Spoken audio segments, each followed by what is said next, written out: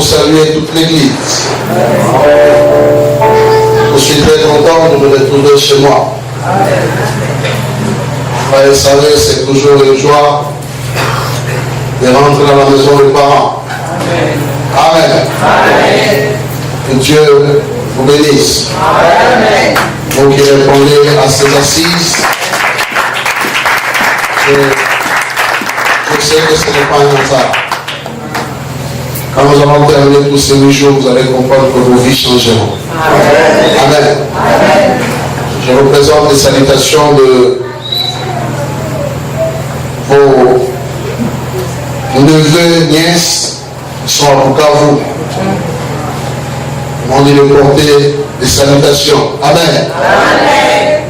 Et ils portent cette œuvre à cœur. Et je sais que le Seigneur fera encore de grandes choses. Amen. Sans plus tarder, nous allons inviter l'orateur de ce soir. Quand il s'approche, nous acclamons le Seigneur, nous invitons le pasteur Christian Kadima, qui vient de la France.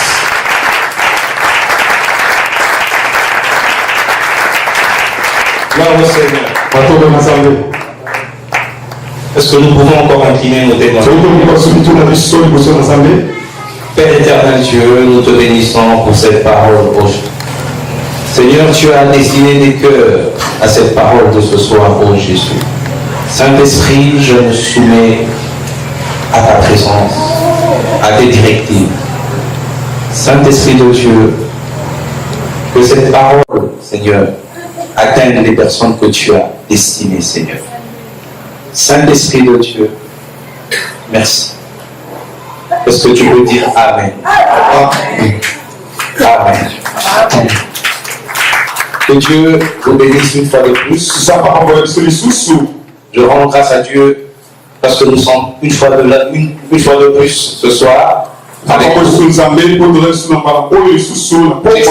Une fois de plus encore à gratitude envers notre Père, le prophète Michel-Ange Matuidi, pour le renouvellement de sa confiance, pour nous aligner parmi les orateurs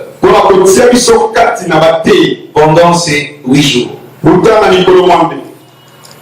Je bénis aussi la présence de mon frère, le pasteur Guélor.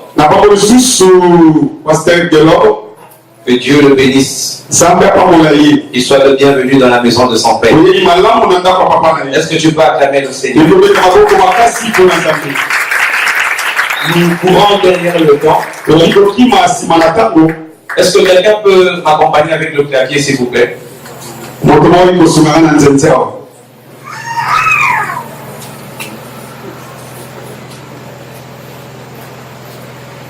Amen.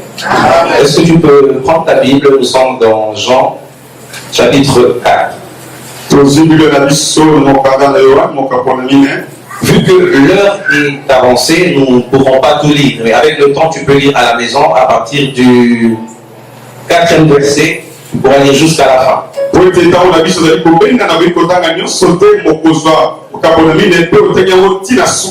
Amen.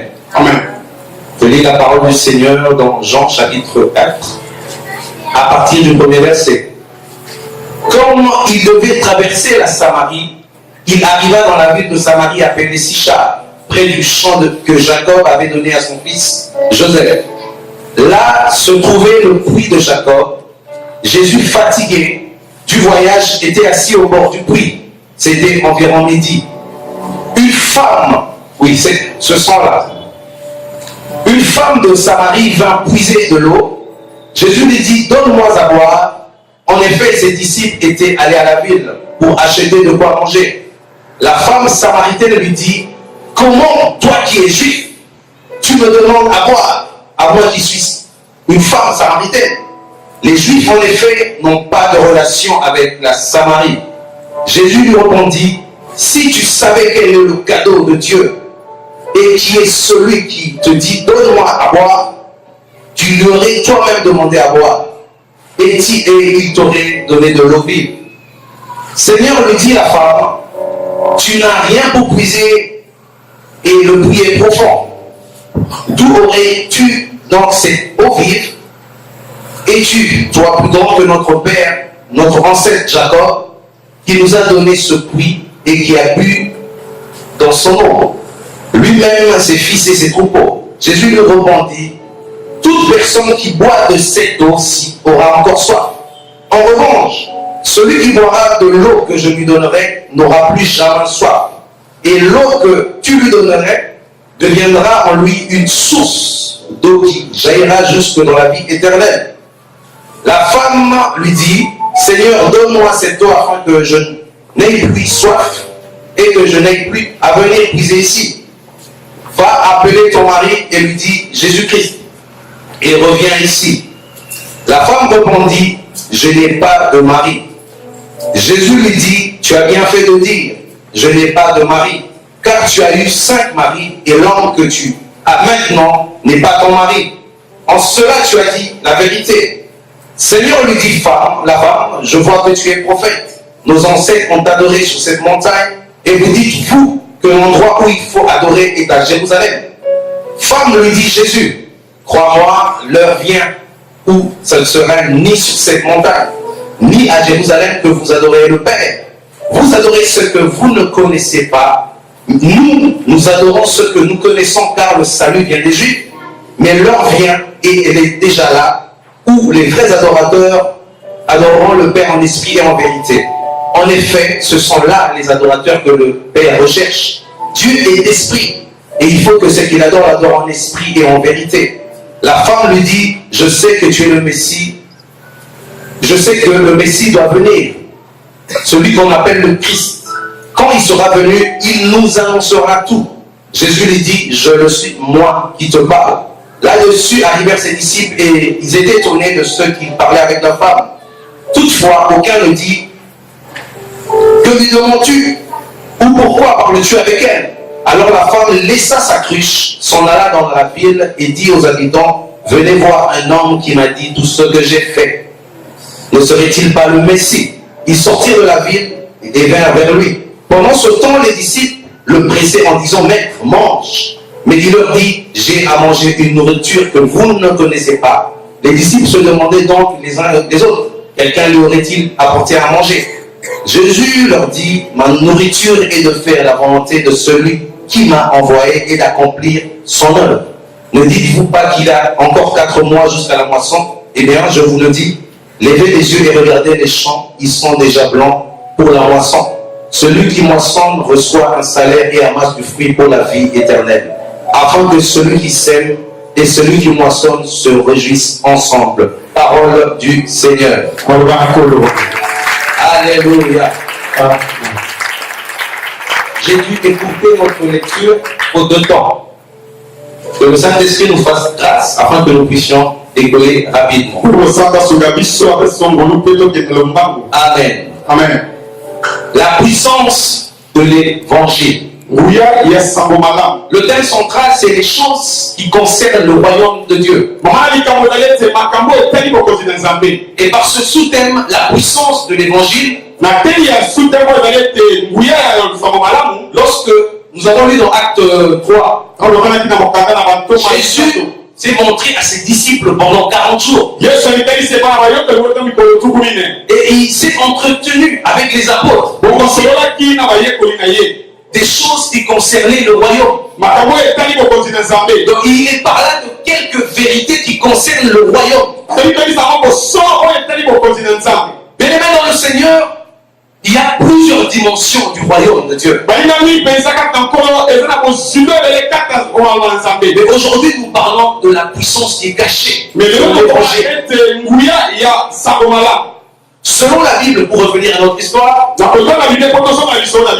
la mort du roi Salomon, le royaume de David éclate en 2 entités. Au sud, le royaume de Juda, avec pour capitale Jérusalem. Et au nord, le royaume d'Israël, avec pour capitale la Samarie. Alors, en 722, des historiens, amen. Les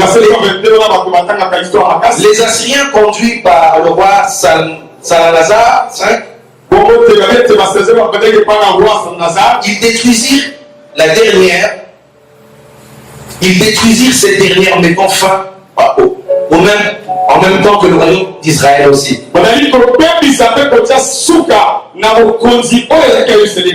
Aussi la Samarie.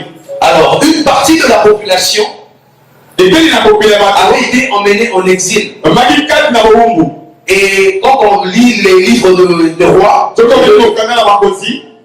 alors, ces gens accusent par la suite la population de Samarie d'être composée des colons avec des Babyloniens ou de la Syrie. Et ils étaient convertis à des religions hébraïco-païennes.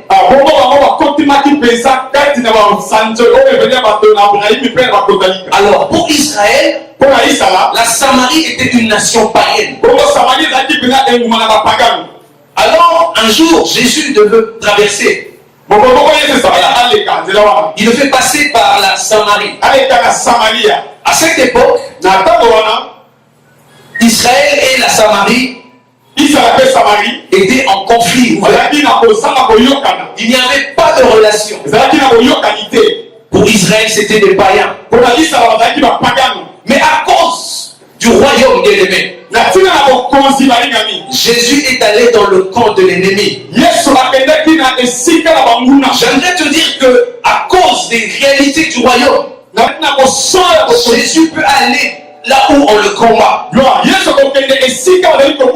À cause des réalités du royaume, là où les gens t'insultent, là où les gens te combattent, là où les gens sont prêts à faire des heures supplémentaires pour nuire à ta réputation, à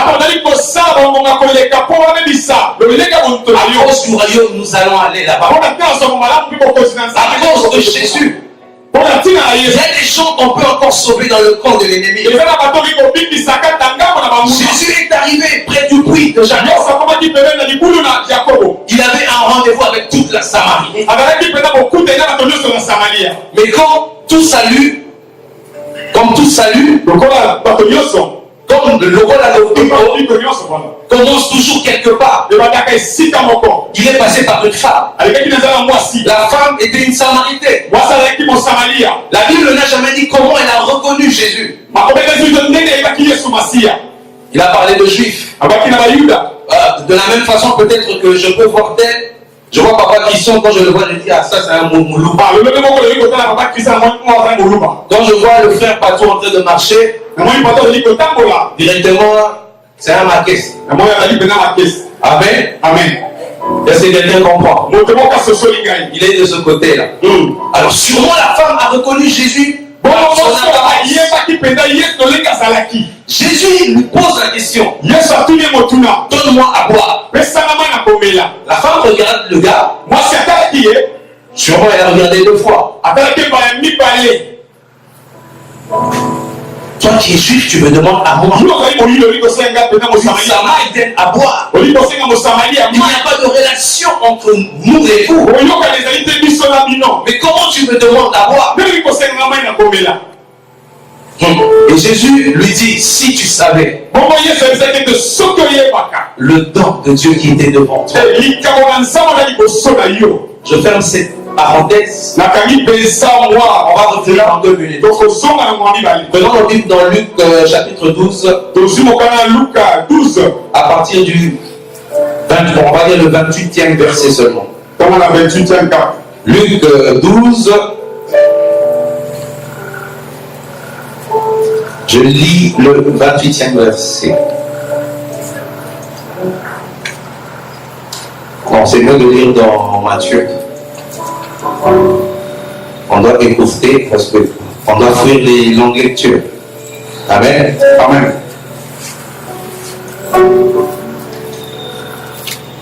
Est-ce que tu es prêt? Amen. Disons dans Matthieu chapitre 12, verset 28. Matthieu 12, 28. Je lis la parole du Seigneur. Mais si c'est par l'Esprit de Dieu que je chasse les démons, alors le royaume de Dieu est venu jusqu'à vous. Là, Jésus parle d'une autre dimension du royaume. Il a fait un miracle. Les pharisiens l'ont accusé de faire ces choses par la puissance du diable. Et lui, il a répondu. Mais si moi je fais ce genre de choses, si c'est par le Saint-Esprit, sachez que le royaume de Dieu est venu vers vous. Alors nous revenons maintenant dans notre histoire de la femme samaritaine. Le miracle, ce n'est pas simplement que les gens soient agités. Ce n'est pas simplement parler en langue. Mais tout dépend, bien aimé, de l'évangile. Le fardeau des âmes. Et Jésus avait ce fardeau. Il voulait gagner. Alors, il dit à la femme, si tu savais le don de Dieu qui se trouve devant toi, tu l'aurais toi-même demandé à boire. La femme le regarde. Mais tu n'as rien pour puiser. Cette femme était dans une autre dimension. Et Jésus, bien aimé, parlait des choses du royaume. La femme cherchait une cruche entre les mains de Jésus. Mais en fait, l'eau dont il parlait, c'était sa parole. La femme cherchait l'eau dans ses mains. En fait, l'eau sortait de la bouche de Jésus. Et la femme ne savait pas. La femme a regardé Jésus. Il dit, est-ce que toi tu es plus grand que notre père Jacob? Cette femme connaissait les choses de Dieu, bien aimé. Cette femme, elle dit, à un moment donné de cette conversation, que vous, les Juifs, vous dites que c'est à Jérusalem qu'il faut adorer. Et la femme dit que nous avons adoré aussi sur la montagne. La réponse de Jésus était vraiment. Il lui dit, vous adorez ce que vous ne connaissez pas. Nous adorons ce que nous connaissons. Il était important que cette femme soit introduite dans les choses du royaume pour comprendre cela. Et aujourd'hui, nous avons des gens qui sont loin de Dieu. Et Jésus réplique par une autre question. Bon, c'est aussi un ordre. Va m'appeler ton mari.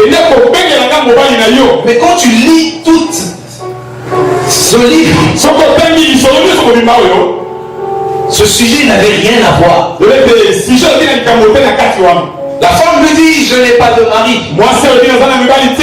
Jésus lui dit, ah, tu as dit vrai. Mais tu as eu 5 maris. Et celui qui est avec toi n'est pas ton mari. La Bible n'a jamais dit que cette femme était une prostituée. Au fait, cette femme avait une soif intérieure. Jésus connaissait cela. Il dit à la femme, va m'appeler ton mari. De la même façon, toi tu as un problème. Aujourd'hui, on peut te dire, on peut compter les hommes que tu as connus.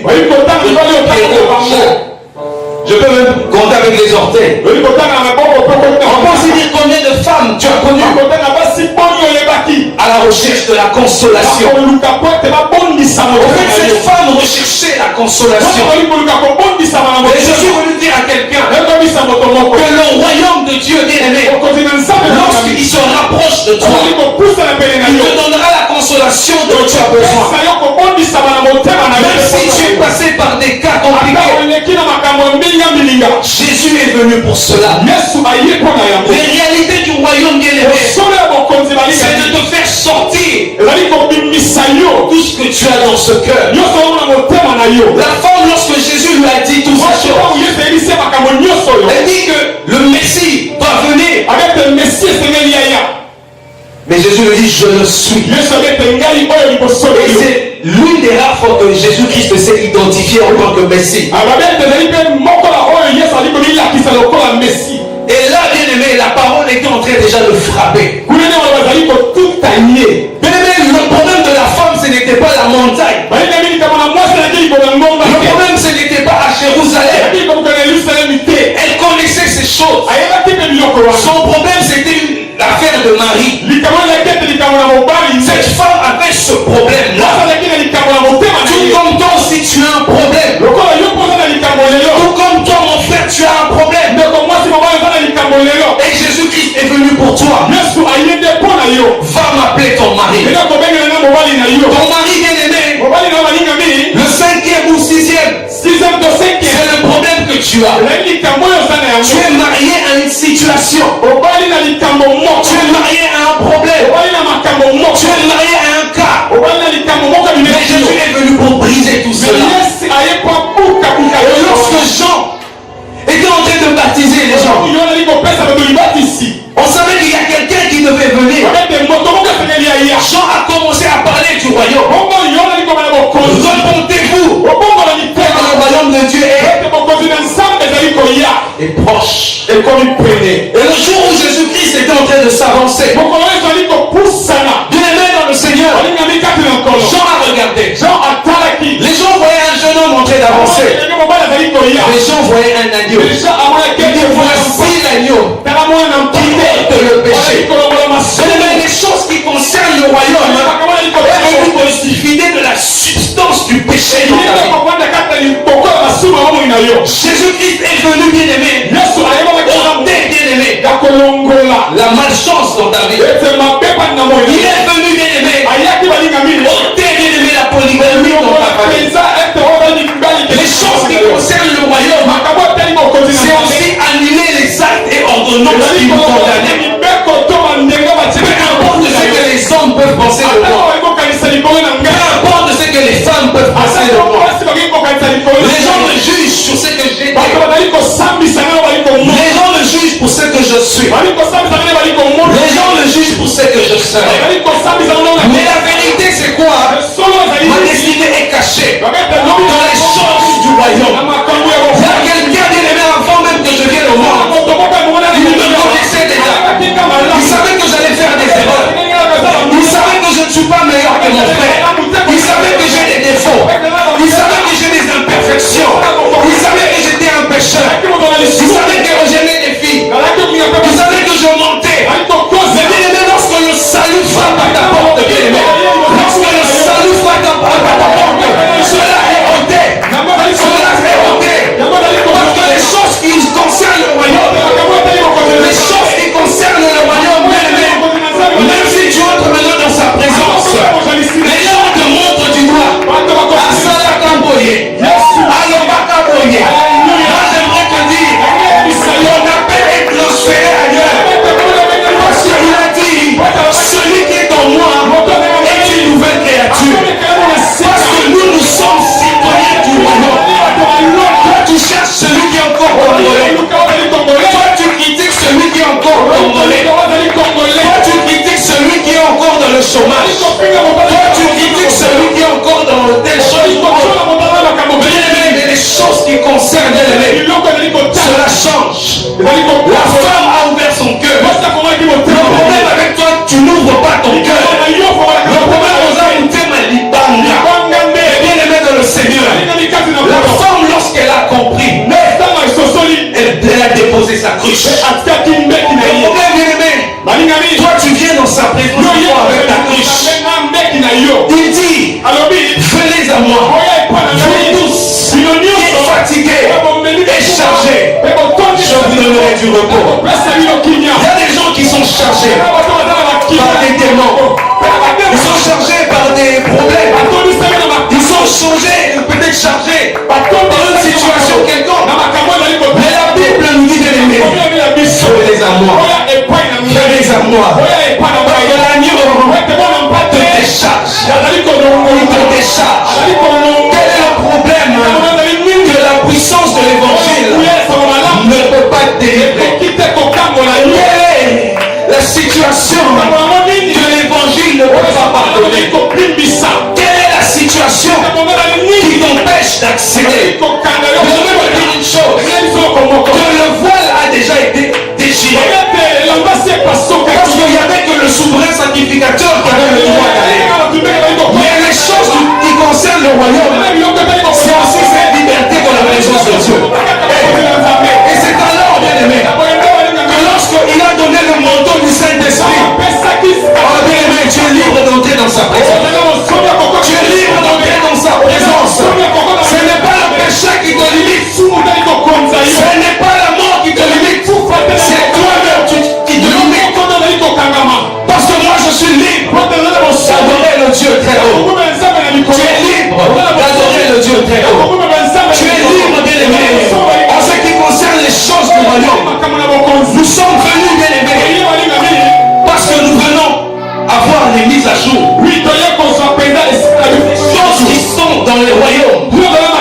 Les réformes que Dieu est en train de préparer. À un moment donné, il a pris Jean. Il dit regarde ce qui va arriver. Regarde, il y a des choses qui vont changer. Il dit parle à l'église de Philadelphie. Il dit parle à Kinshasa. Je reviens bientôt. Je reviens bientôt. La femme a cru. Les Samaritains sont venus. Ils ont dit on ne croit plus seulement parce que la femme a dit, mais nous croyons parce que nous avons vu et entendu. J'aimerais te dire, l'homme qui se trouve là, le premier jour où je l'ai vu, c'était en 2006. Moi je le regardais. Au fond de moi je sentais quelque chose. Je sais que j'avais un appel. Mais j'ai dit Seigneur, je ne dirai rien. Parle à cet homme. Et il me regardait. Et dans son cœur, on lui disait voici ton fils. Voici ton fils. Et ce jour-là il m'a adopté. Et il y a quelques temps, j'étais encore en France.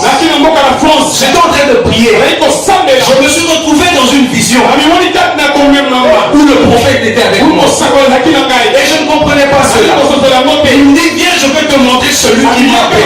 Et lorsque nous sommes arrivés, il me dit après toi. Moi j'étais derrière. Tu vas voir celui qui m'a appelé. Et là, bien aimé, j'ai vu une forte lumière. Il y avait quelqu'un dans cette lumière. Je n'ai pas pu le regarder. Et là, je regarde le cœur. Il s'est couvert le visage. Et cette lumière était tellement éblouissante. Elle m'a frappé. Et je me suis effondré. Mais tu ne résistes pas dans la présence du Seigneur. Et là, bien aimé, j'ai dit, mais le vieux savait, il m'a rien dit. Il est temps que tu découvres le Dieu qu'on te prêche. Il est temps que tu découvres le Dieu qui t'a appelé. Moi je suis de ces gens qui l'ont découvert. J'ai compris que l'ami Bengaté. J'ai entendu des hommes me dire que tu es appelé. L'homme m'a dit aussi, le prophète du grand. Mais il est temps que tu le découvres aussi toi. Tu as participé à des séminaires. Mais le temps est arrivé pour que tu expérimentes réellement l'expérimenté qui concerne le royaume de Dieu. Alléluia. Est-ce que je parle à quelqu'un? Amen. Est-ce que je parle à quelqu'un? Fille de ta cruche. Pose ta cruche. Le royaume est venu te décharger. Il y a de ceux qui se sentent coupables. Des avortements. Mais le temps est arrivé de repartir à zéro. Amen. Nous avons des personnes. Oui. Avortement. Amen. Arrête où tu es. Je ne peux pas te dire de t'élever. Mais l'évangile peut consoler cette plaie. La puissance qui se cache dans la parole de Dieu ramène la restauration. Nous avons même des couples qui sont déchirés. Il y a des familles où il n'y a plus de dialogue. Il y a des églises où les églises sont déchirées. Les gens viennent à l'église. Et au fait, il y a des dossiers sous la table. Amen. Mais la Bible dit ceci. Même si tu as une offrande, dépose à côté et va réparer. Il y a de ceux qui ont un problème direct avec Dieu. Qui va intercéder pour toi? Amen. Amen. Le temps est arrivé de repartir à zéro pour bénéficier des réalités, des vérités du royaume, des choses cachées. La parole, bien aimée, c'est elle qui produit le vouloir et le faire. Le changement de cette femme, je pense que ce jour-là, même le gars qui était à la maison, qui n'était pas son mari, a été gagné. La parole est entrée dans la femme. Elle a créé de l'espace et elle est allée appeler les hommes. L'évangile du royaume bien-aimé se transmet. Il y a un transfert qui se fait entre Diane et tu gagnes. Amen. Amen. C'est comme une chaîne. Il y a de ceux qui brisent la chaîne. Mais le temps est arrivé où Dieu veut rebâtir son trône. Le temps est arrivé où Dieu veut siéger en toi. Le temps est arrivé où des jeunes, bah aussi les vieux aussi, hein, ils recevront des mises à jour. Ce sont des réalités bien aimées que Dieu veut t'amener. Tu es là. Le problème c'est de te mettre à jour. Le problème bien aimé, c'est de te mettre à jour. Le temps est arrivé où tu dois te réconnecter. Quelqu'un connaît le VPN ici? Amen. Amen. Ça c'est l'high-tech. Lorsqu'on bouge les réseaux ici, amen. Il y a une application qu'on télécharge. De la même façon, il y a un problème dans l'église. Il y a une saturation du réseau. Le réseau est aussi étouffé. L'église est étouffée. Mais dans chaque génération des dans le Seigneur, Dieu active le VPN de certains. Là où il n'y a pas de pluie, il y a des personnes qui vont amener la pluie. Là où il y a la sécheresse, il y a des gens qui vont amener l'abondance. C'est pour ça que vous voyez, il y a des gens dans un pays où il y a la crise, mais il y a des gens, l'huile ne manque pas. Parce que ce sont des personnes qui sont connectées. Comme Joseph, il a interprété un songe. Yes. Parce que les réalités du royaume bien-aimé, ce n'est pas simplement des choses célestes. Ce sont des choses qui vont t'influencer à ne pas arrêter le retour de Jésus.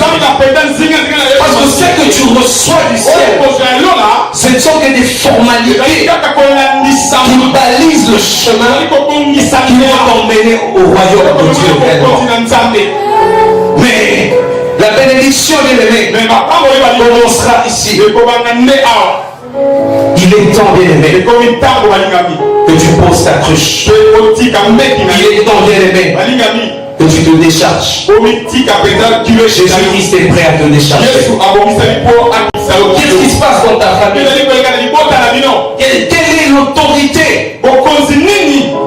Mais lorsque Jésus a dit, je vous ai donné le pouvoir de chasser les démons, mais par mon nom. Bien-aimé, le nom de Jésus-Christ, on le prononce. Mais celui qui est en connexion avec les réalités du royaume, c'est là maintenant se cache la puissance. Parce que la Bible nous dit que le royaume de Dieu ne consiste pas seulement en parole, mais en puissance. Parce que la puissance de l'évangile est prêt à te libérer ce soir. Alléluia. Alléluia. Alléluia. Jean a baptisé d'eau. Mais Jésus a dit, mais dans peu de temps, vous serez baptisés du Saint-Esprit. Je vais t'inviter à te lever, bien-aimé dans le Seigneur. Nous allons entrer dans la présence du Seigneur. Oh Jésus.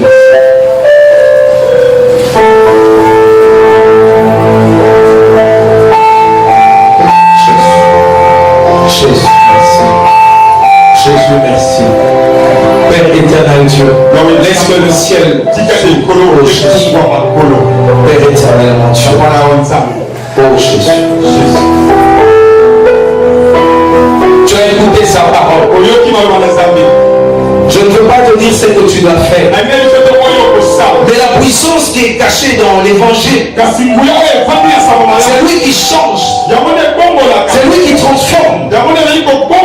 Les chrétiens qui étaient à Damas avaient un problème. Leur problème c'était Saul de Tarse. Saul était en train de venir pour les tuer. Saul était en train de venir pour les arrêter.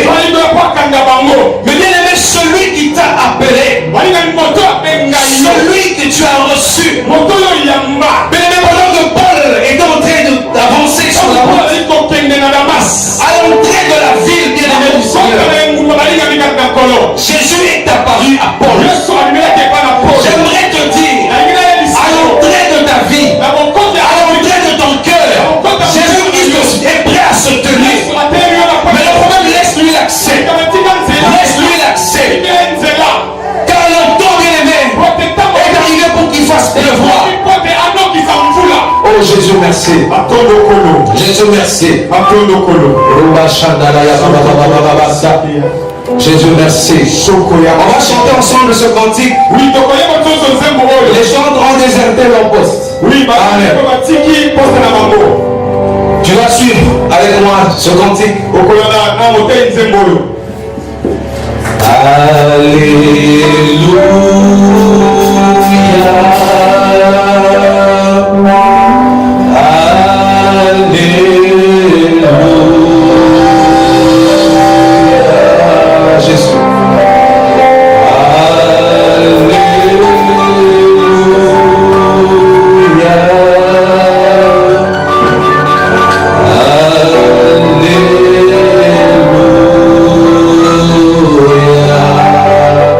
Est-ce que tu peux dire l'esprit agit?